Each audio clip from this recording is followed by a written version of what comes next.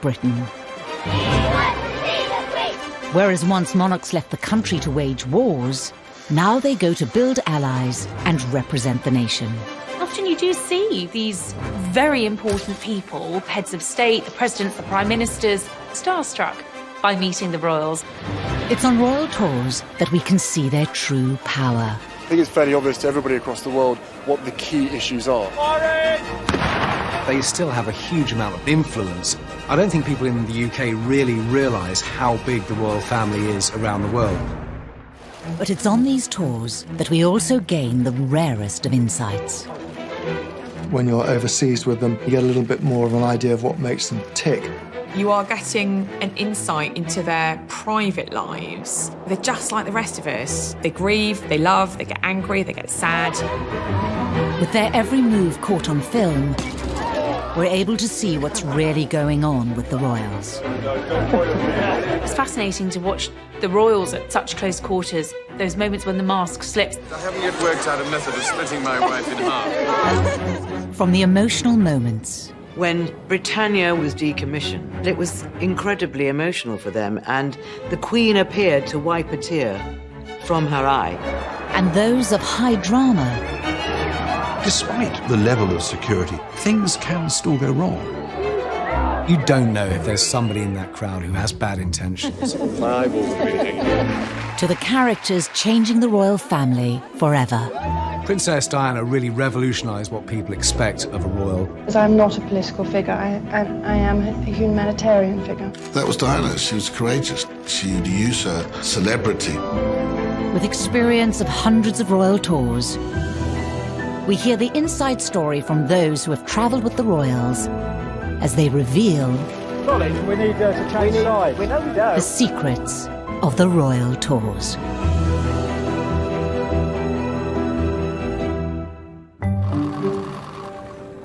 October 2019, William and Kate arrive in Pakistan for another royal tour. It's the first trip by a royal to the country in 12 years. And seen as vital for continuing good relations between nations with strong historical links. I think it is the most important ambassadorial role for any member of the royal family to be sent overseas to represent the Queen and country. Certainly when you talk to people from the Foreign Office, they say that sending royals abroad is one of the most important things that we can do. Prince William is part of the new generation representing Great Britain on royal tours and following in the footsteps of his family. His mother, Diana, visited Pakistan 3 times in the 90s. She was friends with Imran Khan, who 22 years later, William met as the country's prime minister. I told you that I would one day succeed. I realized it would take me 22 years. William's grandmother, the Queen, visited Pakistan twice, the first time in 1961. Karachi pelted the royal car with rose petals at the start of the visit to Pakistan. But for this latest tour in Pakistan, it's hard to recreate such scenes. This is one of the most complex royal tours of recent times, with security a big concern. I've spoken to aides who have done recce's, and often at least 2 recce's will go into an overseas trip. Massive security issues around that, but diplomatically very important for the rest of the world to see that, a future king is going to Pakistan and, it's a great country, it's worth investing in and it's worth going to. A key detail for the royals, wherever they go, are the cultural sensitivities they need to respect in each country. Certain countries you've got to abide by their customs, head covering if you go to a Muslim country. You do have to be careful, particularly for the women, in the way that you dress. When Kate was in Kuala Lumpur, she visited a mosque, and obviously you have to be quite, aware of the places that you're visiting, dress appropriately. Are you going to have to take your shoes off? Kate and William had to take their shoes off when we visited Gandhi's house in Delhi, so we're all kind of obsessed with looking at Kate's feet. William and Kate were following a path previously trodden by the Queen, who over her decades of travelling the world hasn't been exempt from following local customs. For the Queen, the High Commission had thoughtfully provided British Airways slipperettes. She's very, very careful to be exactly what is expected of her. You have to bow to the customs of the country because that is polite. And there's no point going somewhere and not being polite. But while the royals are always at pains to follow the correct procedure everywhere they go, the usual protocols around how you treat the royal family can go awry when they're overseas. These pupils were too young to understand royal protocol and fascinated by their important visitor. Little girls competed for his attention. Sometimes, though, it can lead to charming moments. One child grasped his hand and refused to leave his side. They didn't want to see him go. For over 20 years, Paul Burrell toured the world with the royals. He witnessed the lengths they'd go to limit any embarrassment if the right etiquette wasn't followed. In the South Pacific, we had a Tongan prince who came on board for the state banquet. And right at the end of the meal, everyone is presented with a dessert plate and a bowl of water to wash your fingers. The Tongan prince was putting each piece of fruit inside his water dish, poured the cream and sugar inside the dish too. And as he lifted this soup fruit to his lips, he caught the Queen's eye and realized he was the only person on the table doing it. Embarrassed by his faux pas, he put his dish down, and the Queen looked and smiled, picked up her dish and took a sip from her water. Now that is class. There is one thing the Queen can't stand, though, and it led to her trip to Morocco in 1980 being dubbed the Tour of Hell.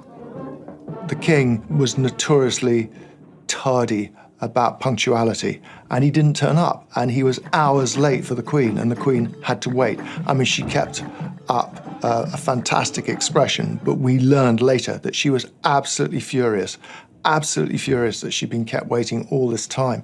I mean, it's not because she feels that it's disrespectful to her, but, you know, she's got a full day of engagements. It meant that everything ran late, and it meant that the Queen was going to keep other people late, and that was her concern.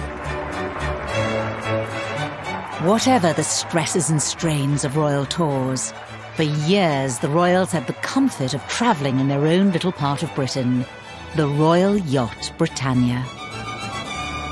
That was the Queen's favourite mode of transport, and while she might have been hundreds of thousands of miles away from Balmoral or Sandringham or Windsor, actually Britannia had become a second home, a home on the seas, and she used to love travelling on the yacht.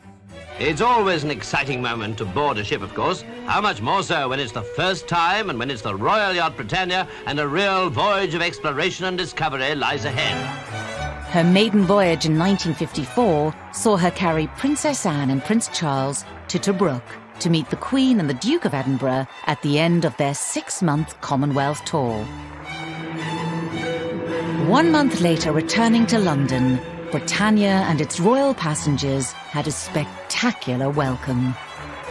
They sailed up the Thames, and it was a huge fanfare, and Tower Bridge opened, and people were screaming and cheering and welcoming them home. All are gathered to greet the young Queen and her husband, and to say, with the nation, welcome back. For 43 years, she sailed round the globe, travelling more than 1 million nautical miles, calling at over 600 ports in 135 countries. I particularly loved travelling on board the Royal Yacht Britannia. Former footman to the Queen, Paul Burrell, experienced what it was like on board. Royal Yacht Britannia was a kind of country house floating in a foreign sea. And Britannia, for the Queen, was home away from home.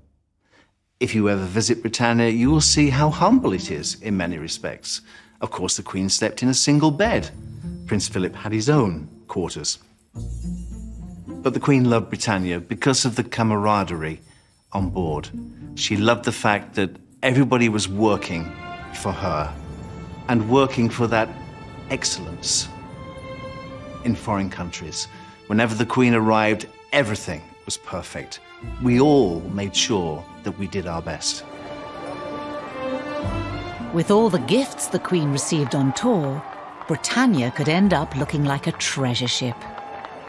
I was in the Gulf states with the Queen. We visited Kuwait, Bahrain, United Arab Emirates, and Oman. It's very interesting to watch sultans from other countries and how they communicate with the Queen. They're almost in reverence of the Queen. And I remember floating around the Gulf on board Britannia, and each state tried to outdo the next with gifts. The Queen was given sapphires, emeralds and pearls, a golden falcon studded with rubies, beautiful golden palm trees with rubies hanging from them as dates, with camels on lapis lazuli.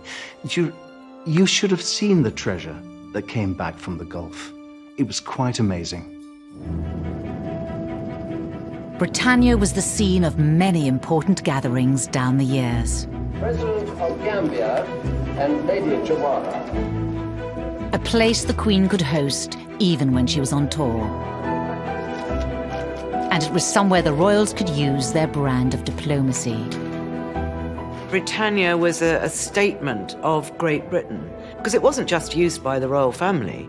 It was used by the government and ministers, and it was used to host parties.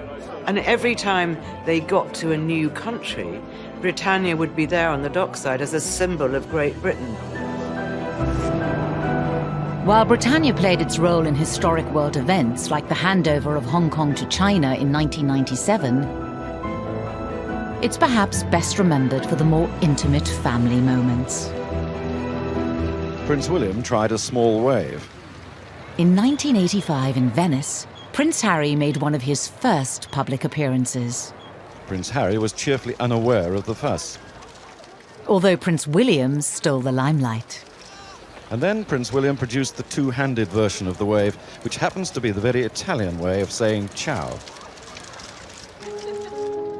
After 44 years sailing the royals across the world, in 1997, Britannia was decommissioned. Piped aboard for the final time, the Queen and Duke of Edinburgh came to say goodbye to a yacht whose royal duties spanned nearly half a century. When she was decommissioned, I think the royal family were very, very sad. A lot of people were very sad. And the Queen actually said, it was the only time really in my year that I can totally relax is when I'm on board Britannia. And it was incredibly emotional for them. And the Queen appeared to wipe a tear from her eye.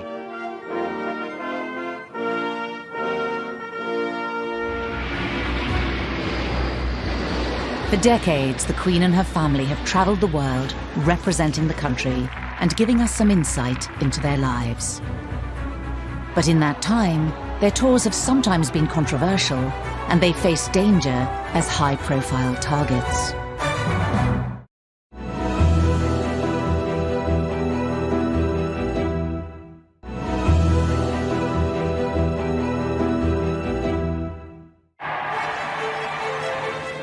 There aren't many countries in the world the royal family haven't visited. The Queen alone has made over 270 foreign trips, travelling over 1 million miles. Wherever the royals travel, they usually have some interesting experiences. Prince Charles was treated to what his host described as a bit of local culture. As the entertainers gyrated in front of him, he seemed amused, if slightly embarrassed. But while they can seem like a never-ending procession of walkabouts and polite exchanges, royal tours have often been groundbreaking. There's no free press in communist Cuba, and no royal has ever been here on a formal visit before today. In March 2019, Prince Charles travelled with the Duchess of Cornwall to a former Cold War enemy, Cuba, as Britain looks to improve relations. You can't rewrite history, but you can move forward with the present. And all these visits, incredibly important, not just for the country that's being visited, but for the United Kingdom in its relationship with the rest of the world. The Queen has led the way with landmark tours that once would have been unthinkable. In 1986, she became the first British monarch to visit China. The Queen lighted the climb. She walked 3 times as far as the planners had allowed for and wasn't at the least bit puffed at the end. Going to China was a landmark tour. Had never been a visit by a British monarch to China. It was diplomatically right, and the UK wanted to increase its trade with that particular country. By now, the Queen was almost at the end of her chosen distance. She looked over the ramparts. I will never forget walking behind the Queen on the Great Wall of China because she was wearing purple. And I remember purple is such a regal colour. And that was the right colour for her to wear at such an iconic site. At the end, she was thoughtful, as most of us are, confronted by the grandeur, the scale, the beautiful defiance of the Great Wall of China. She was quite moved by that, to stand on it. I mean, I felt immense power standing on the Great Wall. I never believed in my lifetime that I would ever get to it, so I was very fortunate to get to it.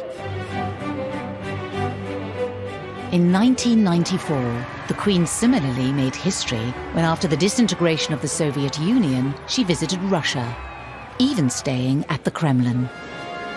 The royal couple advanced towards their host inside what was once the headquarters of the Soviet Cold War enemy. Going to Russia was important. Russia had dropped its mantle of Soviet Union. It was important that she went. She was feted by Boris Yeltsin. Probably Boris a bit over the top. It was a moment for the Queen to savour, a moment when history was made. Such royal tours can be seen as a way of Britain offering the hand of friendship after years of tension. In 1999, Prince Charles travelled to Argentina, the first visit by a royal since the Falklands War. I pray that this visit of mine will help, in at least a modest way, to show the people of Argentina the commitment which the British people have made to this process. Despite these words, there were still those in Argentina who were against such a royal visit. Closer to home, the Queen made one of her most important royal tours in 2011. The most special tour for me was the Queen's visit to the Republic of Ireland in 2011. Because it meant so much to her, and it meant so much to the people of Ireland that, you know, for years and years she couldn't actually go. And finally she got to go. As the first British monarch to visit Ireland in a century, it was seen as a historic tour of reconciliation. It was very important symbolically. Obviously, they're our nearest neighbours. Obviously, we're linked in so many ways, and there have been problems over the years. But I think that was a real privilege to do that one. Of course, such a visit will still face some hostility. But wherever the royals go, they've always been high-profile targets for protesters. It makes security the #1 concern on any royal tour. The Queen says, "I have to be seen to be believed," and that has been part of royal processions over the centuries. She invented the walkabout, which, you know, gives the security detail sleepless nights, but she will, and her son and her children and her grandchildren will go and meet people in the crowd. Superintendent John McLean, the Prince's personal detective, has the most nerve-wracking role, particularly during walkabouts when his boss is most exposed to danger. His whole body is in constant movement, bringing about the dance of the anxious policeman. The walkabout is the twitchiest moment for the bodyguards because you don't know if there's somebody in that crowd who has bad intentions. Ken Worf was a royal protection officer for over 15 years. For 6 of them, he was Princess Diana's personal bodyguard, and he went on many royal tours overseas. The success of any tour is the real groundwork of the reconnaissance. You know, building up relationships with your counterpart, understanding, you know, what the likely threats are going to be, and letting them know that in Diana's case, she's quite tactile, so she will want to shake hands with people, and you say, is that going to be okay? Are we going to be able to screen individuals? And are we able to remove people that are likely to become either offended because of her easygoing, or are there any known activists here that are going to take opportunity of her behaviour? Each tour has always had a range of security precautions in place, including divers checking the royal yacht Britannia. There's always an evacuation procedure attached to any location in case something like that goes wrong. So you build up a series of safe houses whereby that if something were to go horrendous wrong, then of course we need to know where the hospitals were, where this safe house was, could we go back and so forth. So all those things are well researched and well practiced. And in the early days, of course, we used to take a doctor with us.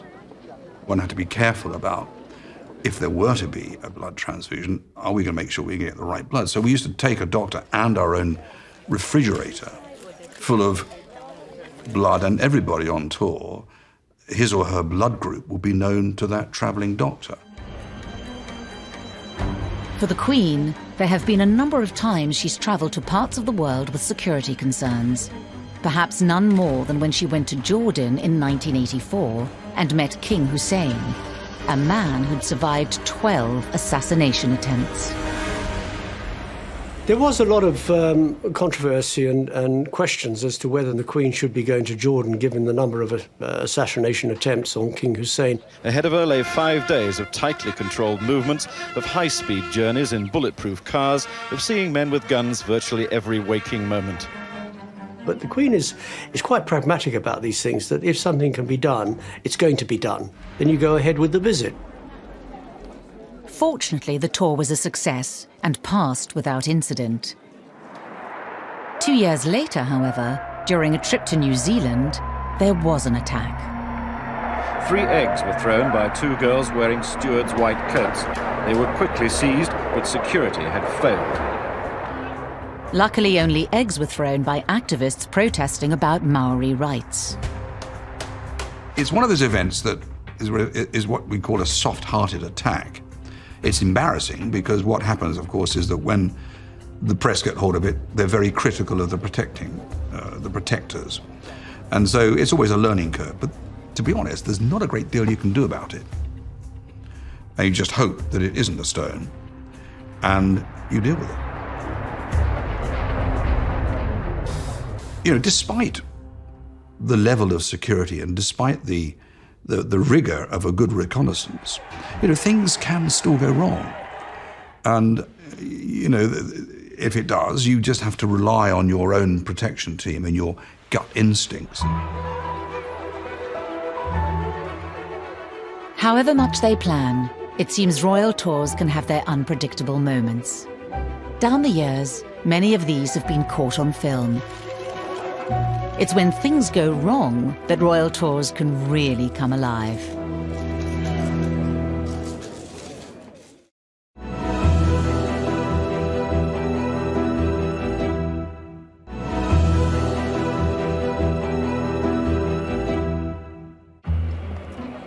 Royal tours are carefully scripted performances designed to show off the House of Windsor to the greatest advantage.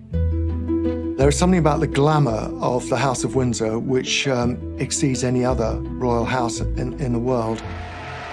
There's more written about them than any of the other European royals. I mean, now that we have social media, we know an awful lot more about the European royalty, but they seem pretty dull compared to our family. And people love to read about the dramas and the weddings and the babies and the scandals and the things they will do and the things they won't do. They just love to read about it. So when there's an opportunity to see them, people are really interested. With the unrelenting attention of the press, the pressure to put on a perfect show is enormous. But over the more than 400 royal tours in the last 70 years, it's the human moments that seem to have the most appeal. Sometimes things don't run to plan, and actually, when things go wrong or when they don't run to plan, that can actually be the best bit of any royal tour, both for the press, because obviously we love a good story, but the royals love it too, because for them, this very strict timetable can be quite although it's quite comforting and you know where you've got to be and everything's timed and you're in the car at this time and out the car at that time and on the plane, etc. When things go wrong, they love it. You can sometimes see if something goes wrong or someone's not quite where they should be, they look at each other and they're trying not to laugh or just catch each other's eye and there's a little smile and they're like, okay, we're just going to go with this. I remember in Canada in 2016, we were at a food fair up in the north of Canada. It was a lovely occasion. We were outside, the weather was great. It was a sort of food and wine festival. And suddenly, we saw this mollusk. It's a Canadian speciality called Juduck. It's called, the nickname is a phallic clam. It's this clam that the mollusk comes out of, and it does look quite phallic. So obviously, we were all hoping that William and Kate would go over to this particular stall and would go and have a look at this phallic clam because we thought it'd be quite funny.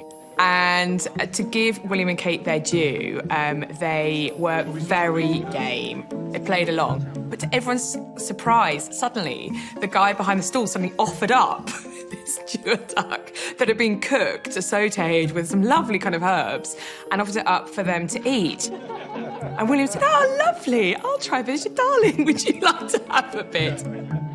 Kate tried very hard to not pull a face. And we were all sniggering in the background, but bless Kate, she did try it. She obviously thought it tasted disgusting, but she kept a straight face and said, isn't that lovely?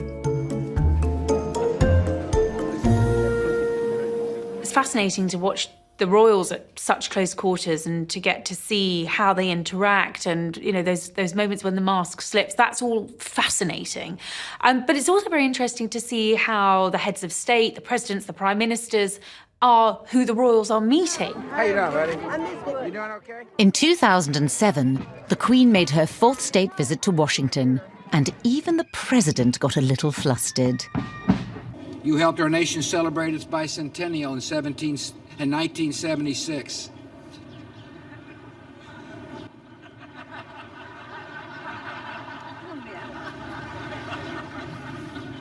She gave me a look that only a mother could give a child. Tours are very carefully stage managed. They're very controlled by the palace.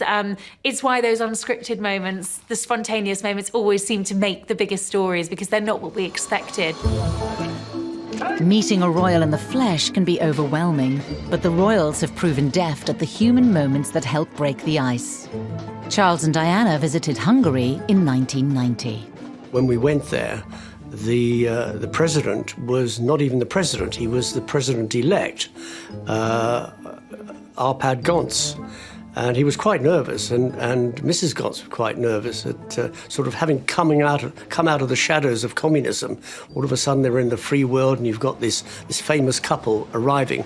There's a wonderful moment when the Prince of Wales was inspecting the Guard of Honour with President Gons and Diana standing next to Mrs. Gons. Clearly, Mrs. Gons is quite nervous and Diana holds her hand just to calm her nerves. You are returning to your rightful place at the heart of a Europe which has been denied your presence for far too long. We join you in a determination to ensure that conflict and division never return to our continent. The days when kings and queens possessed hard power are over, but they still have a huge amount of soft power and influence. And, I don't think people in the UK really realise how big the royal family is around the world. They are still big news wherever you go, even in countries that have got rid of their royal families. I always remember Prince Harry when he was in Jamaica meeting the Prime Minister, Portia Simpson-Miller, a Republican, by the way, who just seemed to melt in Harry's presence. She was like starstruck, there was a big hug, there was a kiss for Harry. It was like they were best friends. Well, my goodness, the British government must have just been patting itself on its back for deciding to send Harry to Jamaica. Having Harry in Jamaica at this time is a reason for the youths, the tomorrow people, that's going to be the leaders. It's excellent. So we're proud to have him, and his energy is so great. If I had a pen, I'd ask you to sign my check. I know. From rubbing shoulders with musical royalty to the more formal environments of state visits, some of Britain's most important international relationships are built on royal tours. It puts monarchs from different countries together and in a very sort of intimate and private way. The Prince's first engagement was to call on the ruler of Bahrain. Their conversation turned to a subject very dear to Prince Charles's heart, his grandmother, the Queen Mother. With her operation on her hip, she's completely okay. revolutionary. Yes. Completely. And now she's back to dancing again. Is she? Yes. Scottish dancing. Yeah. And couldn't stop. Yeah. She's a phenomenon. Yeah. It's quite different, I think, sending a member of the royal family to, say, somewhere like the Middle East, which have their own royal families as well. They can talk on a level that perhaps even our Prime Minister or our Foreign Secretary can't reach, because that kind of level of respect is, you know, an equal talking to an equal, whereas, frankly, a Prime Minister is viewed as somewhat, you know, below. So I do think that having a royal family is... Her nerves. You are returning to your rightful place at the heart of a Europe which has been denied your presence for far too long. We join you in a determination to ensure that conflict and division never return to our continent. The days when kings and queens possessed hard power are over, but they still have a huge amount of soft power and influence. And, you know, I don't think people in the UK really realise how big the royal family is around the world. They are still big news wherever you go, even in countries that have got rid of their royal families. I always remember Prince Harry when he was in Jamaica meeting the Prime Minister, Portia Simpson-Miller, a Republican, by the way, who just seemed to melt in Harry's presence. You know, she was like starstruck, there was a big hug, there was a kiss for Harry. It was like they were best friends. Well, my goodness, the British government must have just been patting itself on its back for deciding to send Harry to Jamaica. Having Harry in Jamaica this time is a reason for the youth, the tomorrow people that's going to be the leaders. Is excellent. So we're proud to have him, and his energy is so great. If I had a pen, I'd ask him to sign my check. From rubbing shoulders with musical royalty to the more formal environments of state visits, some of Britain's most important international relationships are built on royal tours. It puts monarchs from different countries together and in a very sort of intimate and private way. The Prince's first engagement was to call on the ruler of Bahrain. Their conversation turned to a subject very dear to Prince Charles's heart, his grandmother, the Queen Mother. Her operation on her hip, she's completely revolutionary. Yes. Completely. And now she's back to dancing again. Is she? Scottish dancing. Yeah. And couldn't stop. Yeah. She's a phenomenon. It's quite different, I think, sending a member of the royal family to, say, somewhere like the Middle East, which have their own royal families as well. They can talk on a level that perhaps even our Prime Minister or our Foreign Secretary can't reach, because that kind of level of respect is, you know, an equal talking to an equal, whereas, frankly, a Prime Minister is viewed as somewhat, you know, below. So I do think that having a royal family is of benefit to Britain. Those countries get on better with other monarchs or members of the royal family than they would do with other envoys who might go on their behalf. So they've been very important in smoothing the diplomacy between the UK and those areas. For all their diplomatic efforts, the royals know it's the press that can make or break a tour, and that relationship requires constant attention. It's no secret that the relationship between the media and the royal family is fractious at times, tenuous. It's not always a bed of roses, I think it's fair to say. On royal tours, you get, I think, more cooperation and collaboration probably than at any other time. And I think that's quite simply because they want the tour to be a success. They need that oxygen of publicity. They need the media to be behind it. Despite their rocky history, relations with the media aren't always antagonistic, and it's the press that have set up some of the royals' most memorable photo ops. Charles had one of his famous Kodak moments in Australia in 1979. I remember it. I wasn't on that tour. It was in Australia in about 1980. It was before he was engaged to Lady Diana Spencer. But there was a huge amount of interest in, he was known as Action Man Charles in those days. He was always throwing himself out of aeroplanes, parachuting or diving. And he was an enthusiast for anything. And one of the things he did like doing when he was in Australia was swimming.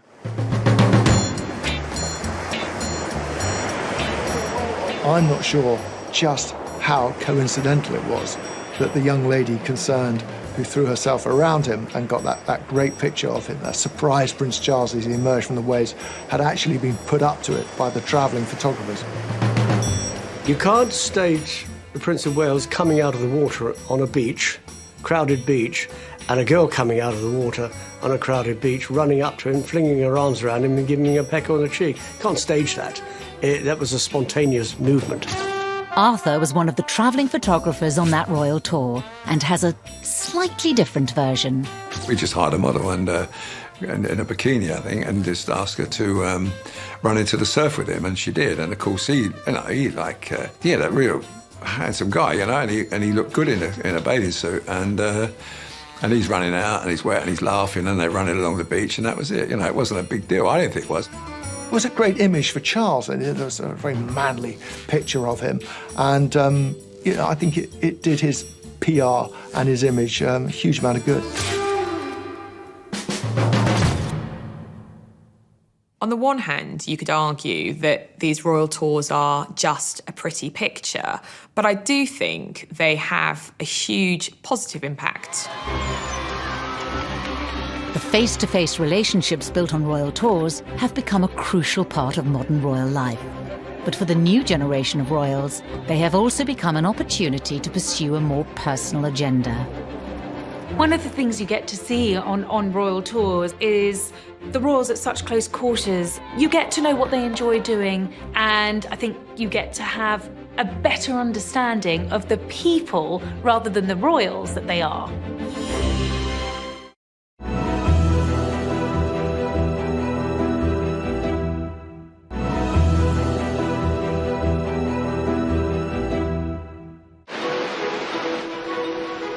Royal tours date back more than 100 years to the reign of George V.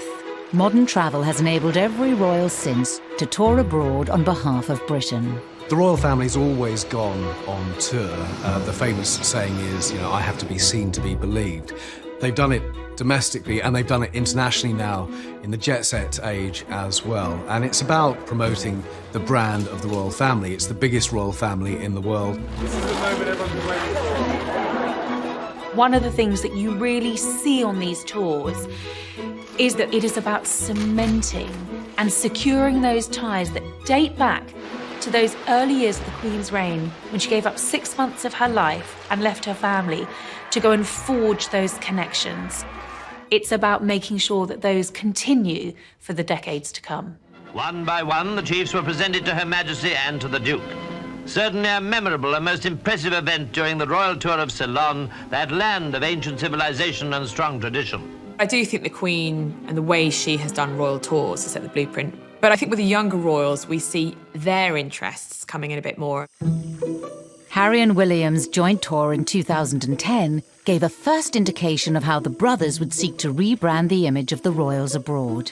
I travelled with William and Harry on their first joint overseas tour to Africa in 2010.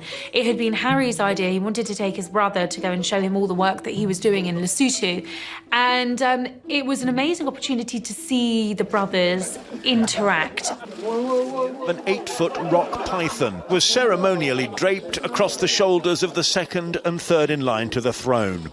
Not venomous, but still worth using to scare your older brother. It was fascinating to see the dynamic between the two of them and the camaraderie between the two of them. At points, rivalry too. There's always the competitive element, I think, between William and Harry. But they were such a tight unit. They gave interviews, they spoke to the press, and they put the charities that they were wanting to highlight on the map. But really, it was about the boys. It was about the work that Harry was doing, and it was about him showing William his his charity and everything that he had achieved. That tour had a profound effect on both brothers. Since then, they have made more than 90 official trips abroad, reshaping the tours to focus less on royal pageantry and more on their charity work. What William and Harry have developed is, yes, the public tour, the tour we all see about, and then the private trips they make behind the scenes. And they do quite a few of those that, we don't get to cover. Harry has spent weeks and weeks in Africa directly working on conservation projects against the illegal wildlife trade. So that then feeds into what they want to do publicly. That is what's developing with both William and Harry. They want to do less in terms of spreading themselves thinly. They want to target what they're doing and do it, in their view, properly. Like his mother, Princess Diana, Harry's high-profile tours have focused on humanitarian issues. Harry, probably more like his mother in his approach to things, but he's developed his own personality. He is his own man. He likes to meet the kind of dispossessed, the people who need help, and he wants to understand the social needs of the country that he's visiting, because he genuinely thinks that he can help and he can make a difference. But the only way to do that is to visit the townships in South Africa, go to the favelas in South America, visit the slums in Asia. And he realises, William, all the members of the royal family, but in particular, I would say William and Harry, realise they have very privileged positions, but also realise that most of the world is very, very different and the people live very, very differently from them. Prince Harry's recent tour has also given us a glimpse of what royal tours might look like in the future. Harry and Meghan's tour to Southern Africa, I think, is really key because they're getting rid of a lot of what some people might think are the boring sides to a royal tour, and they're pursuing precisely what they want to promote. For example, the youth charities, the mental health side of things. I think most of the stigmas around mental illness, right? We need to separate the two. Mental health, which is every single one of us, and then mental illness, which could be every single one of us. But I think they need to be separated because the mental health element touches on so much of what we're exposed to, these experiences that these kids and every single one of us has been through. Everyone has experienced trauma or will likely experience trauma at some point during their lives. We need to try and... They have done things in their own way. The Duchess has stayed in Cape Town, doing the sort of things that interest her, but with very much an NGO base to it. It was clear this was a different royal tour. There was no red carpet welcome, there was no official reception, there was no visit to the War Memorial. They went straight to a township on the outskirts of Cape Town. That speech that Meghan made really made a massive impact. I'm here with my husband as a member of the royal family. I want you to know that for me, I am here with you as a mother, as a wife, as a woman of color, and as your sister. If you needed to show how the royal family has changed, that's it. And Harry's vision of a modern royal tour seems to have struck a chord. This was a really important tour because it came at a time when the Sussexes, who'd enjoyed so much popularity around their wedding, were suddenly in firefighting mode. There were so many negative headlines. So it was a really important moment for them to turn things around and show what they do best. That Sussex star appeal. Both brothers have remodelled the royal tour, though for the king in waiting, a more symbolic approach is still needed. For William and Kate, it is a little bit more formal. There are definitely some of Diana's charities that William is promoting when he goes on the royal tours, but he is going to have to do more of the dull stuff on a royal tour, the diplomacy, the trade missions. As a future King of England and leader of the Commonwealth, William has expanded the royal tour to showcase Britain's relationship with its diplomatic allies. I think the recent tour of Kate and William to Pakistan shows how important that kind of soft diplomacy is. It sends out a strong signal to the rest of the world that this is a country on the mend. Yes, it's had huge problems in the past, but diplomatically, business terms, sport terms, Pakistan is a great country, and the royals, as part of the Commonwealth, wanted to show that. The view from this hill would have been quite different when my grandmother, the Queen, first visited over half a century ago. And with successive visits by my mother and my father, this view has continued to change, with the city constantly growing, and with it my family's affection for Pakistan. A successful tour like William and Kate's in Pakistan can make it all look easy, but the royals work hard to maintain their accessible and personable image overseas. Royal tours are incredibly time-consuming. They are exhausting. I think the royals have a knack of making them look almost like holidays because they're always smiling. Royal tours do demand a huge amount of acting. If you're not feeling great, if you're feeling a bit off colour, if you just want to watch a bit of TV, if you want to go for a swim in the hotel pool, no, you've got to be up and at 'em at 6 a.m. in the morning, if not earlier, and be like, yeah, you know, jazz hands. Because that interaction is going to be the most important interaction for that person, for that month, if not for the year. If not, they might still be talking about it for the rest of their lives. The royal family have effect on people. They never forget it. They never forget the time they met Prince William. And the family will never forget it. And there's a picture of it. It will be in the family archives forever. And they're aware of that. They're aware of that. And I'm aware of that. So if I see some picture like that, I'll get their email address and I'll send them the picture because I know how important it is to them. And it's not just the public who are besotted. Some of the world's most powerful people seem equally impressed by the royal family. When they go to business receptions, it is noticeable how all of these titans of industry, who never wait for anything, will just line up waiting to meet the Queen's grandchild, to meet Harry or to meet William or Meghan and Kate as well. So to get business people into a room with the Queen or Prince Charles or Diana or William and Kate, whoever, is a big deal. There is this fascination with our royal family. It doesn't matter who it is, the crowds do turn out because here we are in the 21st century, and I suppose a monarchy is a bit of an anachronism. But our monarchy is strong, it will remain strong, and given its strength today and the way it evolves, and has evolved over the years, it's likely to be here well into the 22nd century.